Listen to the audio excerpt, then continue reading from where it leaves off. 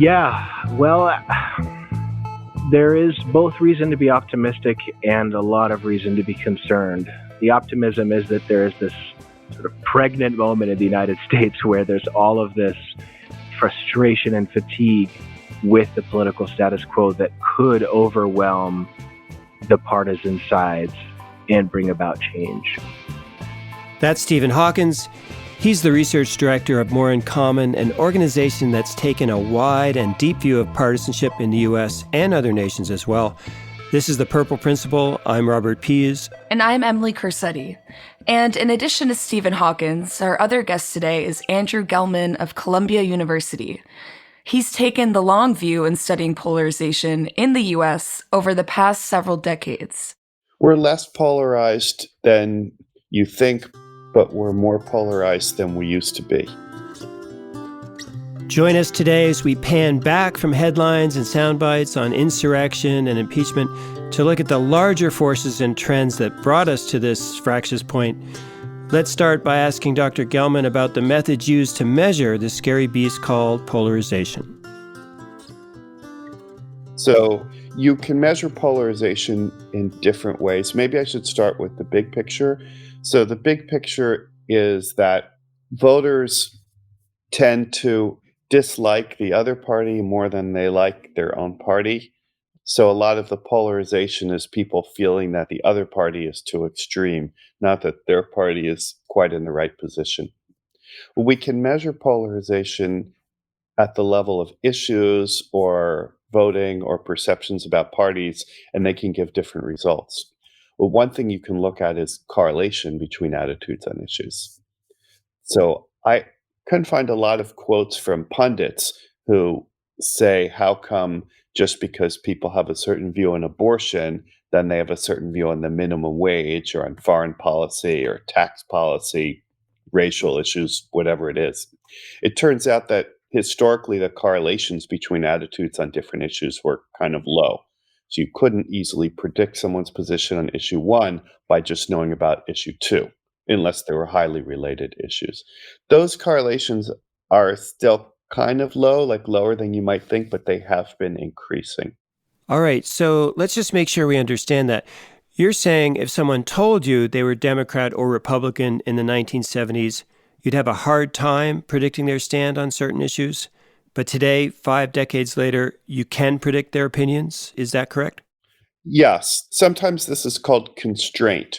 So it feels like your positions on a bunch of issues are constrained in some way. Not that your positions are extreme, but that there are certain constellations of views that are going to be more common than others. And there are some political issues for which this is not the case, but more and more issues are becoming lined up like that. But the lining up is far from 100%. Okay, so maybe not completely, utterly polarized there, but we're also curious about the impact of big historical events and personalities on people who are younger voters, maybe voting for the first time. How are they shaped by the previous decade or two? Has that been measured? To some extent, it's been measured. So my colleague Yair Gitza and I did an analysis looking at survey data going back many decades, trying to estimate the extent to which people's current political attitudes are shaped by what happened to them, what eras they lived in the past. And we found that the political climate when you were between the ages of roughly 15 and 30 had a disproportionately large effect on your political attitudes later. And often you can trace that back to who was in office at that time. Ronald Reagan was not so popular in the second half of his term, and George H.W. Bush was not so popular for most of his term, and Bill Clinton was quite popular all the way through, almost all the way through. And so when you put that together, the subgeneration of people who were young adults during that period became more democratic. Then after a few years, George W. Bush was not very popular. Obama was fairly popular. And so again, the unpopularity of someone like George W. Bush in his later years seems to have had an effect on younger voters. It sort of pushed them toward the Democratic Party. And the unpopularity of Trump, you can continue to see that. That said, I don't know how much this will continue because it doesn't seem, in the era of polarization, it seems like it's harder for a president to be extremely popular or extremely unpopular for very long. That does seem the case. We're also interested in your own background, Andrew. You went to MIT and Harvard studying math and statistics. So where does your interest in politics come from? I think politics is important, and so it's interesting. It seems like there are a lot of empirical questions that can be estimated. And one of the first research projects I was involved in involved looking at the what we called the bias and responsiveness of congressional elections. So it used to be that traditionally they would say that the so-called swing ratio was 2 or 3. So a 1% swing in the vote would correspond to a 2 or 3% swing in the seats in Congress. But then in more recent years, it's declined to be closer to 1, which means the same swing of voters will create a smaller swing in Congress. That means Congress is less responsive to the voters. They have less motivation to do what the voters want. You can see how that's happening because there are fewer close elections. We were able to do better using more modern, innovative statistical approaches, but it had implications for politics. At least it helped us understand things better. So that was pretty much where I was coming from. And how about your work currently? Do you have a project you're working on now related to polarization? We're looking at something we call social penumbras. So if you look at an attitude, like an issue like, let's say, gay rights or immigration, not that many voters are gay, and of course, not that many voters are immigrants, but a fair number of people know a gay person closely, and a fair number of people know an immigrant. So I think a lot of how we think about political issues has to be rethought because we have to think of these social penumbras, not just think about individuals as members of groups. That was Andrew Gelman of Columbia University, one of the foremost statistical researchers on U.S. politics today, giving us the long-term trends in polarization. If you're a pessimist, you could say that negative partisanship is increasing, and so are the clustering positions within the two major parties, even if those positions don't have much logical connection. Which helps explain our gridlock on immigration, climate change, gun violence, and a bunch of other issues. But looking on the slightly brighter side, Gelman does say we're less polarized than we think, and these issue clusters are not set in stone. And it's important to note that Dr. Gelman is turning some of his research efforts away from individual positions and towards social group dynamics. That's right. Social groups may be where the real action is in terms of how polarization ebbs and flows. The research group More in Common has been extensively polling and analyzing group dynamics in the U.S. over the past decade, and not simply in terms of red and blue. Exactly. They've divided the U.S. voters into not 1 or 2 or 3, but 7 different hidden tribes. And they coined a phrase for the majority of Americans stuck between our extreme tribes that's widely cited and probably fits many Purple Principle listeners, the exhausted majority. And extremes do get so much attention. And are so exhausting. I spoke with More in Common research director Stephen Hawkins about the methods and findings of their study, The Hidden Tribes, a study of America's polarized landscape. And so we had respondents answer questions that wouldn't seem necessarily related to politics, such as, do you think that children should learn to respect authority, or should they learn to be independent? Should they be creative, or should they respect authority? And so by using those variables about people's psychology and their political behavior, we created a typology, which is to say we created 7 different categories of Americans. And so on the far left, we have the progressive activists, and then moving from left to right, we have the traditional liberals, the passive liberals, the politically disengaged, which is our largest group and which has the most diversity and variety within it. And we have the moderate group, a traditional conservatives group, and then a devoted conservatives group. And so what we're trying to achieve with this is the best description of what is happening at the psychological level, when we disagree on questions of societal debate in this country. You mentioned a little bit there along the political spectrum of these hidden tribes. There's the progressive wing and the conservative wing. But what about the tribes in the middle? I think what you call the exhausted majority. Yes, so we identified 4 tribes that we describe as belonging to something called the exhausted majority, which is 2/3 of Americans. And those are the traditional liberals, passive liberals, politically disengaged, and the moderates.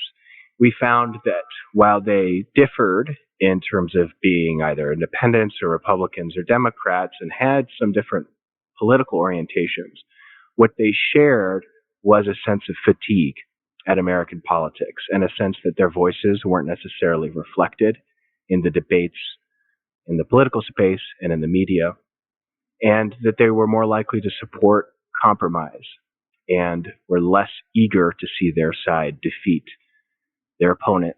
Yes, we are definitely feeling that a lot these days.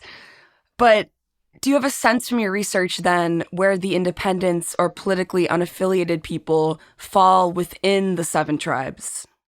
So they would fall overwhelmingly within the exhausted majority to begin with, and then would fall disproportionately among the politically disengaged and the moderate groups. But the group of independents is larger as a percentage than the group of Democrats or Republicans, despite how it may seem. But it's also a controversial and complicated group because independents, as I'm sure you know, tend to still vote in predictable ways, either as Republicans or Democrats, and often refer to themselves as independents because they want to preserve or they want to signal that they are thinking actively and critically about what's happening and who's running. We've heard that from a lot of our guests, that like a lot of independents tend to still vote consistently with one party. However, if they are the majority, why do you think there isn't more of an effort by the media to reach them as an audience? Because your report talked about how the media tends to really just focus on the extremes. There is a disproportionate amount of news consumed by wings of the political spectrum. So it isn't necessarily the case that a lot of independents and people from the politically disengaged and other center groups are watching the news frequently. They've already made a decision that the political theater is just too cacophonous and irritating and grating, or too simplistic, or too negative. And so, from the standpoint of news media, their consumer base is slightly smaller than the American population. And within that space, there's likely pretty strong incentives to reward people's priors, meaning reinforce the worldviews that people already have. And they'll watch your show, get them outraged about the other side, and they'll watch your network. So it's a complicated mix of political incentives and market incentives that preserve and exacerbate these tensions and this polarization that we're seeing in the country. And there certainly are a ton of incentives out there working hard to pull us apart. With regard to polarizing social media, our previous guest, Dr. Robert Elliott Smith, stated that pretty emphatically. Hey, I don't think any of the major media providers are actually deeply evil. I don't think that's true. I do think that the goals that we've programmed them with, like programming an AI, the goals we've programmed these corporations with may not be compatible with having an effective society. And in terms of political incentives, Trevor Potter, former chair of the Federal Election Commission, explained why his campaign legal center is working hard to combat the polarizing effects of gerrymandering at the state level. Despite it not being an easy task, we do think there are opportunities in a number of states to argue that a gerrymander, if that's what the legislature does, violates that state constitution. There are some states that do not have independent commissions yet, but there is a way for citizens to put initiatives on the ballot, and we will be working in those states with local groups to help word those propositions and then inevitably defend them in court. Gerrymandering was certainly at work not very far behind the scenes when recently nearly 140 House Republicans voted against certifying the 2020 election. No less than 120 of them are from safe Republican seats and won re-election by more than 10 points. And both market and political incentives help feed negative partisanship in our country, which is that primal tendency to fear and detest the other side. So I asked Stephen Hawkins about what his group calls the perception gap between our major political tribes. So in the perception gap study, what we did is we asked Republicans and Democrats to answer questions about their views. And then we asked members of the opposite political party to predict what responses would be from their political opponents. And we found that, on the whole, Americans weren't very good at this exercise. And we found that this correlated very positively with what's called affective polarization or negative partisanship, which is a kind of academic way of saying that the more you are inaccurate in your view of your political opponent's viewpoints, the more you hate them. Let's put the extremes aside for a minute and talk about the exhaustive majority in the middle. How are they perceived by society at large and by the people on the wings or by each other? Independents in this moment are caught in a bind because the level of negative partisanship in our country is extremely high. And what that is causing is a sense of necessity of picking a side. So just for one data point on this, if you go back to the 1960s, which was a time of very turbulent division in the country over Vietnam, over race, increasingly over gender, there was a lot of turmoil and division in the country. But if you ask people at that point, how would you feel if your son or daughter married someone from the opposite political party? Only about 4% of Americans would say, I wouldn't like that. So fast forward to the present day, 60 years later, and you find that about 40% of Americans, 40% of Republicans and Democrats, more or less, would say they don't want their son or daughter marrying someone from the opposite political party. So that's a tenfold increase in the hostility that we have towards the other political party. So independents who seemingly can't select among these two sides will probably receive a little bit of contempt or judgment from anybody who is a partisan because of the clear dichotomy, moral dichotomy, frankly, that Republicans and Democrats perceive the country to be in right now. And there's a clear right side and a clear wrong side. Yeah, it seems like it's challenging for independents to achieve any sort of cohesive group identity or group dynamic because there's so much diversity among them in terms of worldview and stances on various political issues. That's right. And the independent group also includes a lot of people who are politically disengaged and who opt for the independent label because of disinterest in politics, or cynicism towards politics. I hope you don't mind if we ask you more of a personal question. We ask all of our guests to show a little bit of their own purple. So can you tell us a little about your journey through the political spectrum? Sure. So I have a wonderful family, and my family on my mother's side is evangelical and Southern and conservative and Republican from Atlanta, Georgia. And my father's side is British, but he's basically apolitical. And so I grew up in a home that was very characterized by my mom's culture, and I grew up overseas. So for much of my upbringing, I went to a Christian missionary school that was an American school, but it was Bible class every day and so on. And in my college years, I was on the executive board of the College Republicans at one of the most politically active schools in the country, George Washington University. And in my early 20s, I started to shift away from those identities. And fast forward to post-grad school, when I was 26, 27, I started working for an LGBT-run progressive organization that runs campaigns for climate change activism, for same-sex marriage, for women's rights. And so I found that in about a 10-year span, I had swung fully from a missionary, a Christian missionary style, all the way over to a progressive or liberal missionary organization. And emerged from that with some common frustrations with both sides, where at this moment I find that it's very difficult. I had been drawn away from being a Republican by the left being committed to always following the science and to being open to different perspectives and believing in dialogue and not being dogmatic. And was finding that those trends were less and less true of the progressive space, and there was now really only one viewpoint to have on most important issues, and that there was a lot of judgment to go around.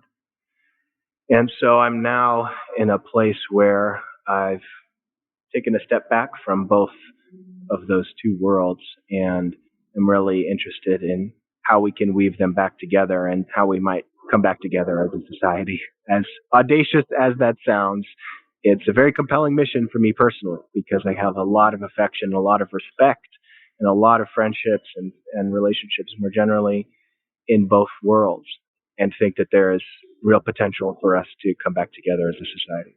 So I know it's pretty hard to characterize reports of this complexity, but overall, do you think it's more optimistic or pessimistic in terms of society being able to come back together? Yeah, well, there is both reason to be optimistic and a lot of reason to be concerned, but the countervailing forces are the institutionalized incentive structures of both the political system and the media system that we've talked about earlier in the conversation, which serve to undermine the ability of that exhausted majority to step forward and find a cohesive message and organize politically and serve that purpose. One of the things that we as More in Common are very interested in at the moment as a possible avenue for solutions is creating a greater sense of shared American identity. And if you look at some of the findings that we have in Hidden Tribes, you find that among the things that varies across the political spectrum is the amount to which people feel proud of being American and feel that being American is a big part of who they are. On the far right, it's very significant. On average, they say that being American is their most important identity. You move to the far left, you see the opposite, that being American is of minimal significance to progressives. And the challenge there is that we can't appeal to an identity which is grander or which is an umbrella identity over our political identities. So just to make a comparison, during the Cold War, we had a very clear opponent that was communist, that was atheist, that was Soviet Union. And so differences along party lines were also more manageable because at the end of the day, we could say we're all American. And so where we're optimistic is if we can restore a sense of shared American identity that connects us to each other and that makes us motivated to work through our political differences. That almost makes me nostalgic for the Cold War, Emily, until I actually remember it. But we might not need that kind of common enemy. Maybe there's a chance that the fight against COVID could now become a unifier, as well as getting the country back on track thereafter. On the other hand, though, our featured guest in episode 7, former Congressman Jason Altmaier, he was really struck how the country failed to come together when COVID first hit. That's unfortunately very different than what it used to be in this country, where crises would bring people together. It would be the one unifying factor that was out there where people would put politics aside. It is exactly the opposite now. It only exacerbates the problem of partisanship. It highlights the divide of the country, and you are seeing it with COVID-19. Okay, yeah, fair enough, but that was several months ago, and just a few things have happened since then. like an election and an insurrection and, a pandemic. In fact, a few things seem to happen every day right now, with inauguration just a week away. Definitely not an easy time to step back from headlines and look at long-term trends and forces. So kudos to our listeners for taking time to do that and for thinking about how to bridge our polar divide. And on that note, we'd love to hear from you, our independent-minded listeners, about your level of optimism or pessimism these days. Are you feeling less partisan angst than you were at one point now that the election is settled, or the possibility that turning the tide on COVID might happen somewhat soon? Let your voice be heard on these questions and issues via social media and our website, purpleprinciple.com, as we plan for Season 2 beginning in February. This has been Robert Pease and Emily Crissetti for our very able Purple and Principle team, Kevin A. Klein, audio engineer, Emily Holloway, senior researcher and fact-checker, Johnny Dowling, research associate. Original music composed and created by Ryan Adair Rooney.